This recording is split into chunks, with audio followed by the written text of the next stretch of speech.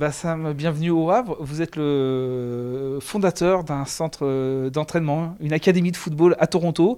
Et vous êtes toute cette semaine au Havre avec trois jeunes de votre académie qui sont venus à l'essai au Havre. D'abord, comment se sont noués ces contacts entre le Havre, le HAC et votre académie?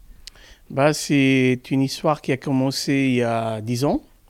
Euh, et, euh, et ça, c'était vraiment venu un peu plus en lumière, si on peut dire ça, avec Michael Bunel qui était cette année chez nous au Canada, qui était invité pour notre Eddie Camp qu'on fait chaque été.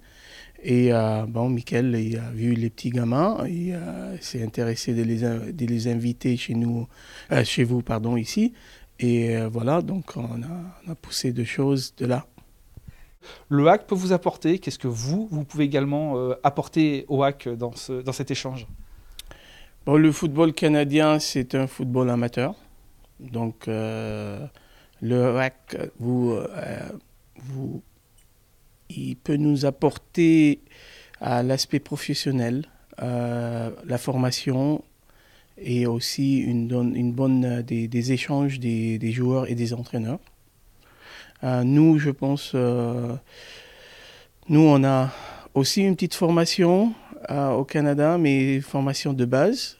Et on peut vraiment prendre les idées de hack. Et s'il y en a des joueurs de qualité qu'on a, ou des joueurs, des jeunes qui ont quelque chose à, à offrir, on peut les amener chez vous pour, espérant, les former.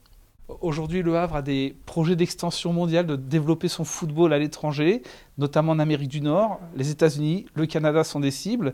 Est-ce que on peut imaginer que dans l'avenir, vous soyez la base avancée du hack sur le continent nord-américain?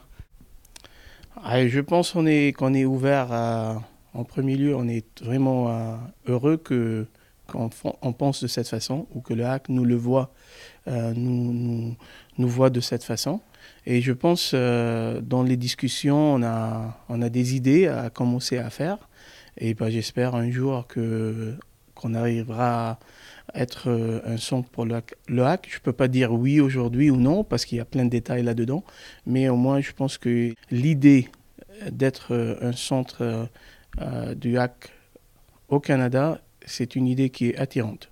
À Toronto, de par la culture anglophone, naturellement, vous êtes forcément plus imprégné de la culture anglaise.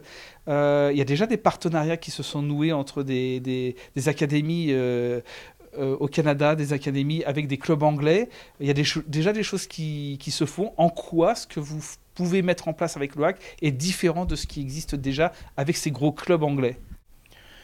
Bon, en premier lieu, c'est vrai ce que vous avez dit, qu'il y a plein de relations avec le côté anglais de l'Europe.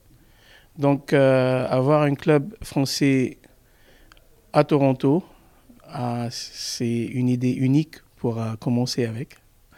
En deuxième lieu, c'est la formation française qui est bien connue mondialement d'être la meilleure formation au monde.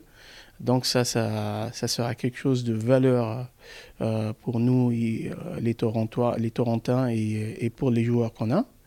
Et en troisième lieu, c'est toujours des. Je pense pas que je peux discuter les idées, mais il y en a des idées euh, aussi uniques qu'on discute pour le moment, pour voir comment on va les tester, pour voir si ça marche à Toronto. Et à mon avis, ils sont pas les mêmes idées que les clubs anglais apportaient dans ces partenariats-là. De ce sens-là, je peux vous dire il y a quelque chose de très intéressant pour l'avenir. Ce partenariat avec le HAC, il peut vous permettre de faire venir des jeunes de meilleure qualité dans votre académie. Cependant, le HAC souffre d'un déficit de notoriété par rapport aux grands clubs anglais. Quels vont être vos arguments? C'est vrai que le nom hack, c'est pas bien connu de notre côté canadien. Mais je pense les noms des joueurs sont été formés et placés par des clubs, dans des clubs professionnels mondialement, plutôt en Europe, c'est une richesse incroyable.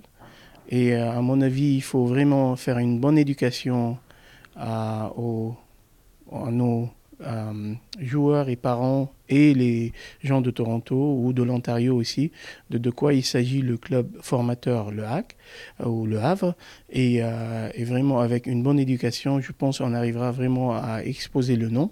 Parce que même, je peux vous dire, même les deux gamins qui sont là pour cette période, des deux Canadiens qui sont là, ils ne savaient même pas que le HAC, c'est un super club formateur avec des noms qui sont exceptionnels, qui jouaient maintenant en Europe et qui ont joué auparavant.